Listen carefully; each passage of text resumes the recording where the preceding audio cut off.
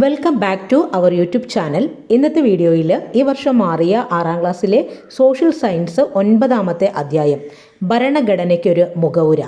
അപ്പോൾ ഈ പാഠഭാഗത്ത് നിന്ന് മുന്നോട്ടുള്ള PSC പരീക്ഷകളിൽ പ്രതീക്ഷിക്കാവുന്ന കുറച്ച് ചോദ്യങ്ങൾ നോക്കാം.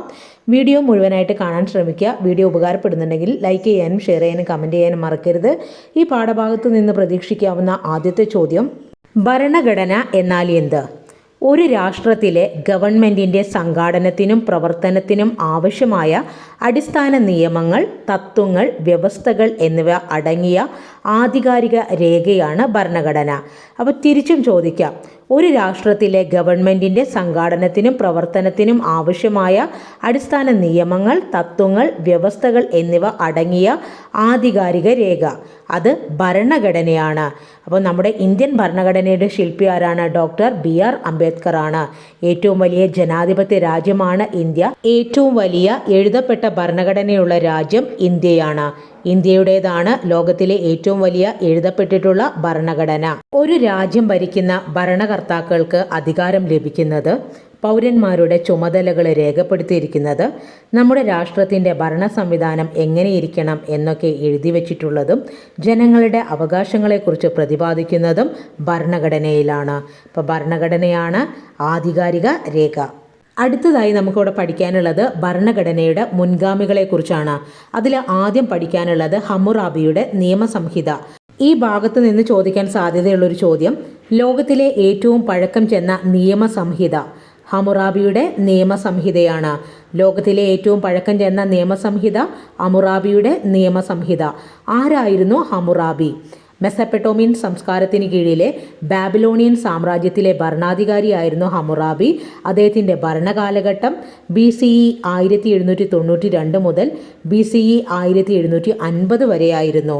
ഒരു രാജ്യത്തിൻ്റെ അടിസ്ഥാന നിയമങ്ങളെ ധിക്കരിക്കാൻ ആർക്കും അധികാരമില്ല എന്ന് ഹമ്മുറാബിയുടെ നിയമസംഹിതയിൽ പറയുന്നുണ്ട്. ലോകത്തിലെ ആദ്യത്തെ നിയമസംഹിത ഹമ്മുറാബിയുടെ നിയമസംഹിതയാണ്. അടുത്തത് ഭരണഘടനയുടെ മറ്റൊരു മുൻഗാമിയായിട്ട് പറയുന്നത് മാഗ്ന കാർട്ടയെക്കുറിച്ചാണ്. ഇപ്പം മാഗ്ന കാർട്ട ഒപ്പുവെച്ച വർഷം കോമൺ ഇറ 1215 മാഗ്ന കാർട്ടയിൽ ഒപ്പുവെച്ച രാജാവ് ജോൺ രാജാവായിരുന്നു. അപ്പോൾ എന്തിനു വേണ്ടിയിട്ടാണ് മാഗ്ന കാർട്ട തയ്യാറാക്കിയത്? ഇംഗ്ലണ്ടിലെ ജനങ്ങൾ രാജാക്കന്മാരുടെ ഏകാധിപത്യ ഭരണത്തിൽ പ്രതിഷേധിച്ചാണ് കോമൺ ഇറ 1215 ജോൺ രാജാവിനെ തടഞ്ഞുവെച്ച് മാഗ്ന കാർട്ടയിൽ ഒപ്പിട്ടത്. അപ്പോൾ ഈ മാഗ്ന കാർട്ട രാജാവും ഭരണകൂടവും നിയമത്തിന് അതീതരല്ല എന്നാണ് വ്യക്തമാക്കുന്നത്. അപ്പോൾ മനുഷ്യാവകാശങ്ങളുടെ ചരിത്രത്തിലെ നാഴികക്കല്ലാണ് മാഗ്ന കാർട്ട. മാഗ്ന കാർട്ടയിൽ ഒപ്പിട്ട ഇംഗ്ലണ്ടിലെ രാജാവ് ജോൺ രാജാവ്. വർഷം കോമൺ ഇറ 1215. അടുത്തത് മഹത്തായ വിപ്ലവം. മഹത്തായ വിപ്ലവം നടന്നത് ഇംഗ്ലണ്ടിലാണ്. വർഷം കോമൺ ഇറ 1688.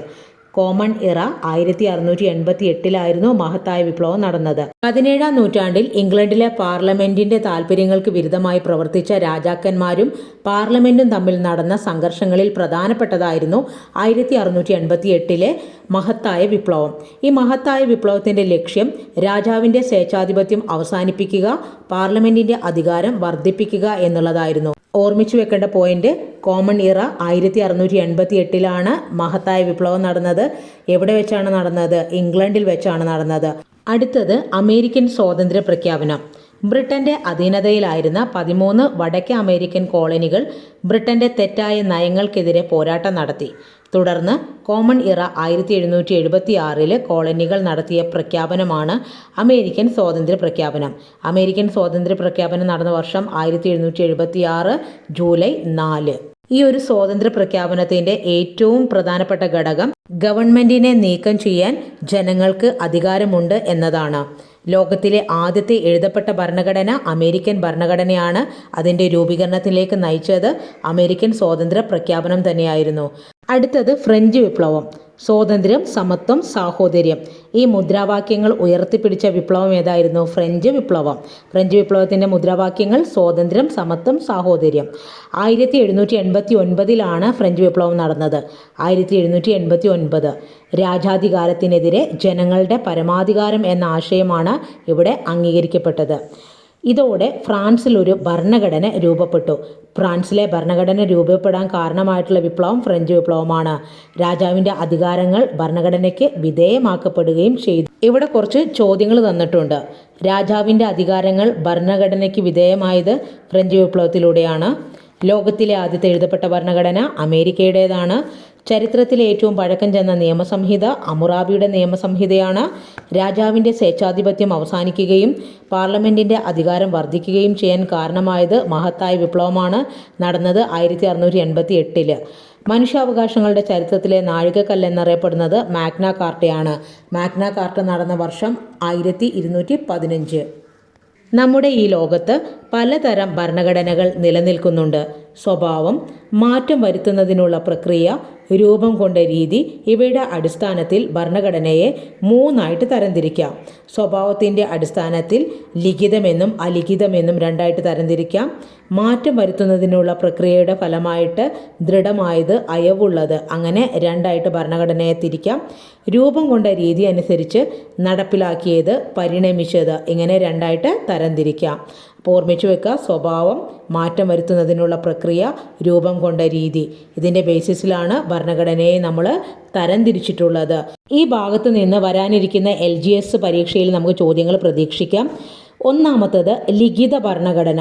ഒരു രാഷ്ട്രത്തിൻ്റെ അടിസ്ഥാന തത്വങ്ങളും നിയമങ്ങളും വ്യവസ്ഥാപിതമായ രീതിയിൽ എഴുതി തയ്യാറാക്കി പുസ്തക രൂപത്തിൽ ക്രോഡീകരിച്ചിരിക്കുന്ന ഭരണഘടനയാണ് ലിഖിത ഭരണഘടന. ലിഖിത ഭരണഘടന എന്ന് പറഞ്ഞാൽ എഴുതി തയ്യാറാക്കി പുസ്തക രൂപത്തിലുള്ള ഭരണഘടന. ഇനി ലിഖിത ഭരണഘടനയുള്ള രാജ്യങ്ങളാണ് ഇന്ത്യ. ഇന്ത്യയുടേതാണ് ഏറ്റവും വലിയ ലിഖിത ഭരണഘടന. അമേരിക്ക ഏറ്റവും ചെറിയ ലിഖിത ഭരണഘടനയുള്ളത് അമേരിക്കയുടേതാണ് കേട്ടോ. അപ്പോൾ ഇന്ത്യ, അമേരിക്കൻ ഐക്യനാടുകളാണ് ലിഖിത ഭരണഘടനയ്ക്ക് ഉദാഹരണം. ഇനി അലിഖിതം, എഴുതപ്പെടാത്ത ഭരണഘടന, പുസ്തക രൂപത്തിൽ അല്ലാത്ത ഭരണഘടന ഏതാണ്? UK, അതായത് യുണൈറ്റഡ് കിങ്ഡത്തിൻ്റെയും ന്യൂസിലാൻഡിൻ്റെയും ഭരണഘടന അലിഖിതമാണ്. ഒരു രാഷ്ട്രത്തിൻ്റെ അടിസ്ഥാന തത്വങ്ങളും നിയമങ്ങളും വ്യവസ്ഥാപിതമായി എഴുതപ്പെടാത്തതും പുസ്തക രൂപത്തിൽ ക്രോഡീകരിക്കാത്തതുമായ ഭരണഘടനയാണ് അലിഖിത ഭരണഘടന. യുണൈറ്റഡ് കിങ്ഡം, ന്യൂസിലാൻഡിൻ്റെയൊക്കെ ഭരണഘടന അലിഖിത ഭരണഘടനയ്ക്ക് ഉദാഹരണമാണ്. അടുത്തത് ദൃഢമായ ഭരണഘടന. എന്താണ് ദൃഢമായ ഭരണഘടന? മാറ്റം വരുത്തുന്നതിന് ഭേദഗതി, അതായത് പാർലമെൻറ്റിനൊക്കെ പ്രത്യേക അനുമതിയൊക്കെ വേണ്ടി വരും.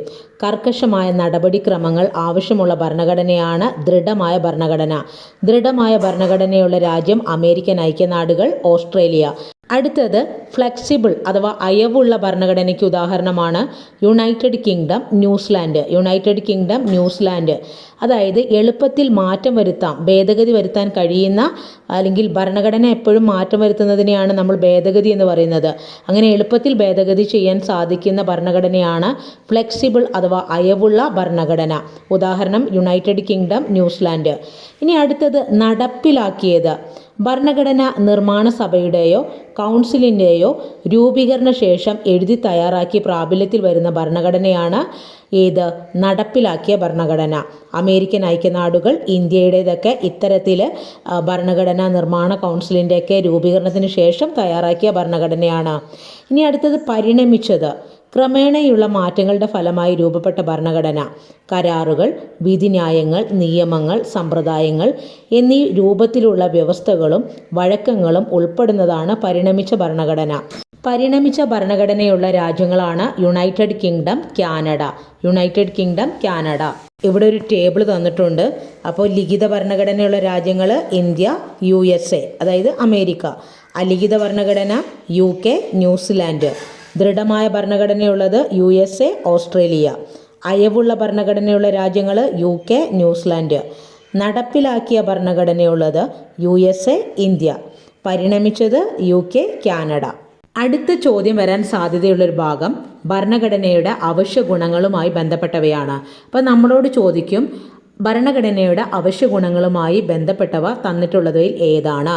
സമഗ്രത, സംക്ഷിപ്തത, വ്യക്തത, ചലനാത്മകത, അനുയോജ്യത. ഇതൊക്കെയാണ് ഭരണഘടനയുടെ അവശ്യ ഗുണങ്ങൾ.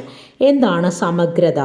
ഗവൺമെൻറ്റിൻ്റെ അധികാരങ്ങൾ, പൗരന്മാരുടെ അവകാശങ്ങൾ, കടമകൾ എന്നിവ സമഗ്രമായിട്ട്, അതായത് പൂർണ്ണമായിട്ട്, മുഴുവനായിട്ട് പ്രതിപാദിച്ചിരിക്കണം ഒരു ഭരണഘടനയിൽ. അടുത്തത് സംക്ഷിപ്തത. അവശ്യ വ്യവസ്ഥകൾ ഉൾക്കൊള്ളുന്നതും കൃത്യവുമായിട്ടുള്ള ഭരണഘടന. അടുത്തത് വ്യക്തത. ഭരണഘടനയിലെ വ്യവസ്ഥകൾ വ്യക്തമായിട്ട് പ്രതിപാദിച്ചിരിക്കണം. അതായത് ചുമ്മാ എന്തെങ്കിലുമൊക്കെ എഴുതി കുറിച്ചാൽ മതിയോ? ഇല്ല. ഇപ്പോൾ ഭരണഘടന ഭാഗം 2 പൗരാവകാശങ്ങളെക്കുറിച്ച് പറയുന്നില്ലേ, അതുപോലെ എല്ലാത്തിനും വ്യക്തമായിട്ടുള്ള ധാരണ ഉണ്ടായിരിക്കണം. അടുത്തത് ചലനാത്മകത. മാറുന്ന സാഹചര്യങ്ങൾക്കനുസരിച്ച് സമയത്തിനനുസരിച്ച് മാറ്റം വരുത്താൻ കഴിയണം. ഇപ്പോൾ ഉദാഹരണത്തിന് ഭേദഗതി വരുത്തൂലേ, അതായത് അമെൻഡ്മെൻറ്റുകൾ ഉണ്ടാവുമല്ലോ, കോൺസ്റ്റിറ്റ്യൂഷണൽ അമെൻഡ്മെൻറ്റ്, അതിനൊക്കെ സാധിക്കണം. അടുത്തത് അനുയോജ്യത. ജനങ്ങളുടെ ആവശ്യങ്ങളും അഭിലാഷങ്ങളും നിറവേറ്റുന്നതിന് അനുയോജ്യമായിരിക്കണം. അടുത്തത് ഭരണഘടനാ വ്യവസ്ഥ.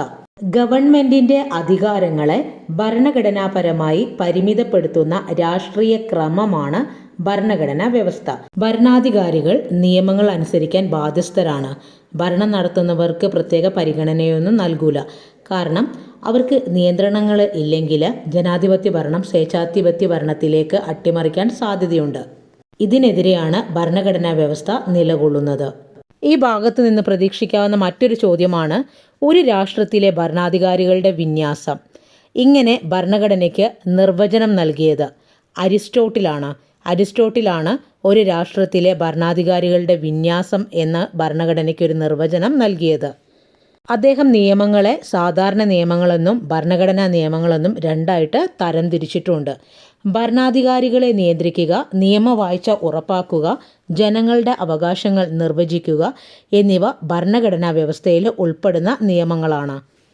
ഇവിടെ കുറച്ച് ചോദ്യങ്ങൾ തന്നിട്ടുണ്ട്. അത് ഭരണഘടനാ വ്യവസ്ഥയോട് യോജിക്കുന്ന പ്രസ്താവനകളാണ്. ഭരണാധികാരികളുടെ അധികാരങ്ങൾക്ക് പരിധി നിശ്ചയിക്കുന്നു. അത് ശരിയാണ്. ഭരണഘടനാ വ്യവസ്ഥയിൽ ഭരണാധികാരികളുടെ അധികാരങ്ങൾക്ക് പരിധി നിശ്ചയിക്കുന്നുണ്ട്. പൗരന്മാരുടെ അവകാശങ്ങൾ നിർവചിക്കുന്നു. അതും ശരിയാണ്. സ്വേച്ഛാധിപത്യത്തെ പ്രോത്സാഹിപ്പിക്കുന്നു. അത് തെറ്റാണ്. ഒരു ജനാധിപത്യ ഭരണഘടന ഒരിക്കലും സ്വേച്ഛാധിപത്യത്തെ പ്രോത്സാഹിപ്പിക്കുന്നില്ല. ഭരിക്കുന്നവർക്ക് പരിധിയില്ലാത്ത അധികാരങ്ങൾ നൽകുന്നു. അതും തെറ്റാണ്. നിയമവാഴ്ച ഉറപ്പുവരുത്തുന്നു. അത് ശരിയാണ്. അടുത്തത് ഇന്ത്യൻ ഭരണഘടനയെക്കുറിച്ചാണ് പഠിക്കാനുള്ളത്. ഇന്ത്യൻ ഭരണഘടനയുടെ ഉത്ഭവത്തിന് കാരണമായിട്ടുള്ള കുറച്ച് നിയമങ്ങളും ഇവിടെ പരാമർശിച്ചിട്ടുണ്ട്. അതൊക്കെ നോക്കാം. അപ്പോൾ ഇവിടെ രാഷ്ട്രപതിയുടെ പ്രതിജ്ഞ കൊടുത്തിട്ടുണ്ട്. രാഷ്ട്രപതി അധികാരത്തിൽ വരുമ്പോൾ അദ്ദേഹത്തിന് പ്രതിജ്ഞ ചൊല്ലിക്കൊടുക്കുന്നത് ആരാണ്? സുപ്രീം കോടതി ചീഫ് ജസ്റ്റിസ് ആയിരിക്കും. സുപ്രീം കോടതി ചീഫ് ജസ്റ്റിസ്. പിന്നെ നമ്മുടെ ഭരണഘടനയുടെ ഒരു പ്രത്യേകത, ലോകത്തിലെ ഏറ്റവും വലുതും എഴുതപ്പെട്ടതുമായ ഭരണഘടനയാണ് ഇന്ത്യയുടേത്. ഇനി അതിൻ്റെ ഉത്ഭവത്തിന് കാരണമായിട്ടുള്ള ബ്രിട്ടീഷ് ഭരണത്തിന് കീഴിലുള്ള നിയമങ്ങൾ നോക്കാം. ഒന്നാമത്തത് ഇംഗ്ലീഷ് ഈസ്റ്റ് ഇന്ത്യ കമ്പനി. ഇന്ത്യയുമായി വ്യാപാര ബന്ധം സ്ഥാപിക്കുന്നതിനായിട്ട് കോമൺ ഇറ 1600 ഇംഗ്ലീഷ് ഈസ്റ്റ് ഇന്ത്യ കമ്പനി സ്ഥാപിച്ചത്. കച്ചവടത്തിനായി വന്ന ബ്രിട്ടീഷുകാർ ക്രമേണ ഇന്ത്യയിലെ അധികാരങ്ങളൊക്കെ പിടിച്ചെടുത്തു. അതോടുകൂടി ഇന്ത്യയുടെ ഭരണം കമ്പനികളുടെ കൈകളിലായി. ഇപ്പോൾ ഇംഗ്ലീഷ് ഈസ്റ്റ് ഇന്ത്യ കമ്പനി സ്ഥാപിച്ച വർഷം 1600 ഡിസംബർ 31. അടുത്തത് 1857 ഒന്നാം സ്വാതന്ത്ര്യ സമരം. ഒന്നാം ഇന്ത്യൻ സ്വാതന്ത്ര്യ സമരം നടന്ന വർഷം 1857. ബ്രിട്ടീഷുകാർക്കെതിരെ ഇന്ത്യക്കാർ നടത്തിയ ആദ്യ ബഹുജന സമരം ഏതാണ്? ഒന്നാം സ്വാതന്ത്ര്യ സമരം. 1857 ഒന്നാം സ്വാതന്ത്ര്യ സമരം. ഇംഗ്ലീഷ് ഈസ്റ്റ് ഇന്ത്യ കമ്പനിയുടെ ഭരണം അവസാനിക്കുന്നതിന് കാരണമായതും 1857 ഒന്നാം സ്വാതന്ത്ര്യ സമരമായിരുന്നു. തുടർന്ന് ഇന്ത്യയുടെ ഭരണം ബ്രിട്ടീഷ് രാജ്ഞി നേരിട്ട് ഏറ്റെടുത്തു. അടുത്തത് ഇന്ത്യൻ കൗൺസിൽസ് ആക്റ്റുകളാണ്. ബ്രിട്ടീഷ് ഇന്ത്യയുടെ ഭരണകാര്യങ്ങളിൽ ഇന്ത്യക്കാരുടെ പങ്കാളിത്തം ഉറപ്പുവരുത്താൻ സഹായിച്ച നിയമങ്ങളാണ് ഇന്ത്യൻ കൗൺസിൽസ് ആക്റ്റുകൾ. ഇന്ത്യൻ കൗൺസിൽ ആക്റ്റുകൾ എന്തിനാണ് പാസ്സാക്കിയത്? ബ്രിട്ടീഷ് ഇന്ത്യയുടെ ഭരണകാര്യങ്ങളിൽ ഇന്ത്യക്കാരുടെ പങ്കാളിത്തം ഉറപ്പുവരുത്താൻ. അടുത്തത് സ്വാതന്ത്ര്യ സമര പ്രസ്ഥാനങ്ങൾ. ബ്രിട്ടീഷുകാർക്കെതിരെ ഇന്ത്യയുടെ സ്വാതന്ത്ര്യത്തിന് വേണ്ടി പോരാടിയ പ്രസ്ഥാനങ്ങളിൽ പ്രധാന പങ്കുവഹിച്ചത് INC അഥവാ ഇന്ത്യൻ നാഷണൽ കോൺഗ്രസ് ആയിരുന്നു. ഇന്ത്യക്ക് ഒരു ഭരണഘടന തയ്യാറാക്കുന്നതിനായി സ്വതന്ത്ര ഭരണഘടന നിർമ്മാണ സഭ വേണമെന്ന ആവശ്യം മുന്നോട്ട് വെച്ചത് INC ആണ്, ഇന്ത്യൻ നാഷണൽ കോൺഗ്രസ്.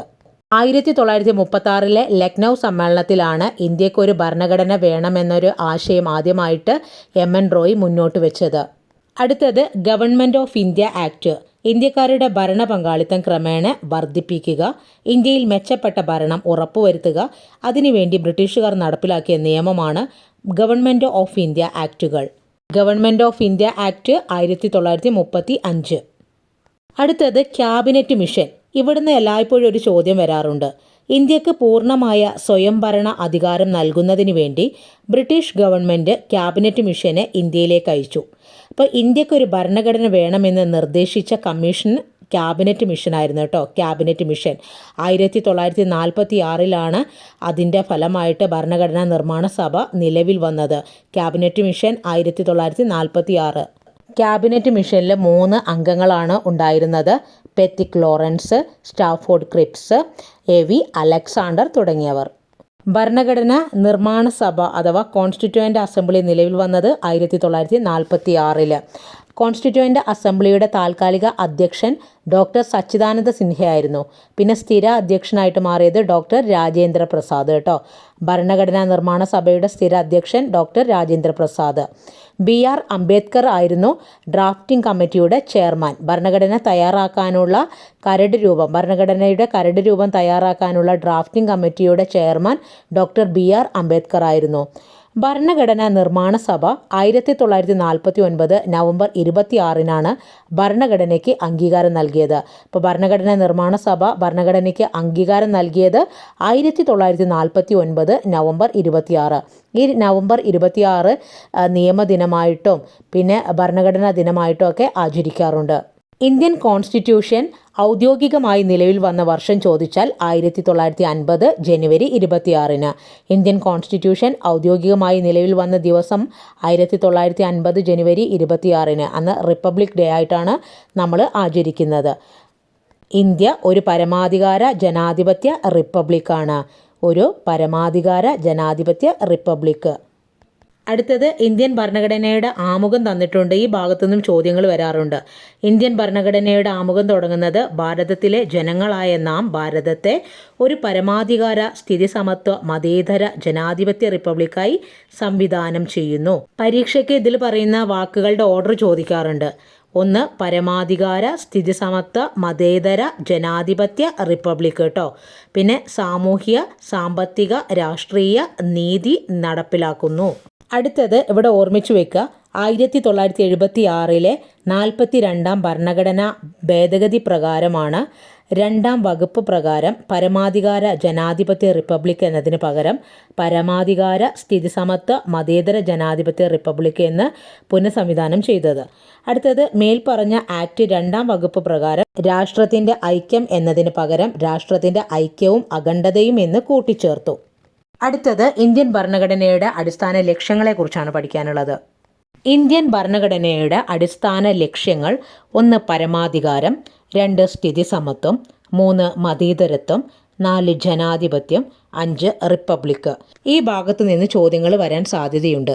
ബാഹ്യ ഇടപെടലുകൾക്കോ സമ്മർദ്ദങ്ങൾക്കോ വിധേയമാകാതെ തീരുമാനങ്ങൾ എടുക്കുവാനുള്ള രാഷ്ട്രത്തിൻ്റെ അധികാരമാണ് പരമാധികാരം. ബാഹ്യ ഇടപെടലുകൾക്കോ സമ്മർദ്ദങ്ങൾക്കോ വിധേയമാകാതെ തീരുമാനങ്ങൾ എടുക്കുവാനുള്ള രാഷ്ട്രത്തിൻ്റെ അധികാരം പരമാധികാരം. ഇനി സ്ഥിതിസമത്വം: എല്ലാവർക്കും തുല്യ പദവിയും അവസര സമത്വവും ഉറപ്പുവരുത്തിക്കൊണ്ട് സാമൂഹ്യനീതി നിലനിർത്തുന്നു. അതിനെയാണ് സ്ഥിതിസമത്വം എന്ന് പറയുന്നത്. എല്ലാവർക്കും തുല്യ പദവി, അവസര സമത്വം ഉറപ്പുവരുത്തുക. അടുത്തത് മതേതരത്വം: രാഷ്ട്രത്തിന് ഔദ്യോഗിക മതമില്ല. വ്യക്തികൾക്ക് ഇഷ്ടമുള്ള മതത്തിൽ വിശ്വസിക്കുന്നതിനും ആചരിക്കുന്നതിനും പ്രചരിപ്പിക്കുന്നതിനും അവകാശമുണ്ട്. രാഷ്ട്രം ഒരു മതത്തോടും വിവേചനം കാണിക്കുകയില്ല. അടുത്തത് ജനാധിപത്യം: ജനങ്ങളാൽ തിരഞ്ഞെടുക്കപ്പെട്ട പ്രതിനിധികൾ ഭരണം നിർവഹിക്കുന്നു. ഇതിലൂടെ ജനങ്ങൾ പരമാധികാരികളാകുന്നു. അടുത്തത് റിപ്പബ്ലിക്ക്: തിരഞ്ഞെടുപ്പിലൂടെ രാഷ്ട്രതലവനെ തീരുമാനിക്കുന്ന സംവിധാനമാണ് റിപ്പബ്ലിക്ക്. ഇന്ത്യയുടെ രാഷ്ട്രതലവൻ രാഷ്ട്രപതിയാണ്. ഈ ഭാഗത്ത് കുറച്ച് ചോദ്യങ്ങളുണ്ട്. രാഷ്ട്രത്തിന് ഔദ്യോഗിക മതമില്ല, അത് മതേതരത്വമാണ്. ജനങ്ങൾ പരമാധികാരികൾ, ജനാധിപത്യം. തിരഞ്ഞെടുക്കപ്പെടുന്ന വ്യക്തി രാഷ്ട്രതലവൻ, അത് റിപ്പബ്ലിക്കാണ്.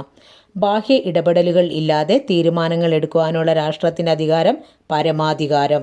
അസമത്വങ്ങൾ കുറച്ച് സാമൂഹ്യനീതി ഉറപ്പുവരുത്തുന്നതിനെ സോഷ്യലിസം എന്നാണ് പറയുന്നത്. ഈ ഒരു ഭാഗത്ത് ഇത്രയും കാര്യങ്ങളാണ് നമുക്ക് പഠിക്കാനുള്ളത്. വീഡിയോ ഉപകാരപ്പെടുകയാണെങ്കിൽ ലൈക്ക് ചെയ്യാനും ഷെയർ ചെയ്യാനും കമൻറ്റ് ചെയ്യാനും മറക്കരുത്. താങ്ക്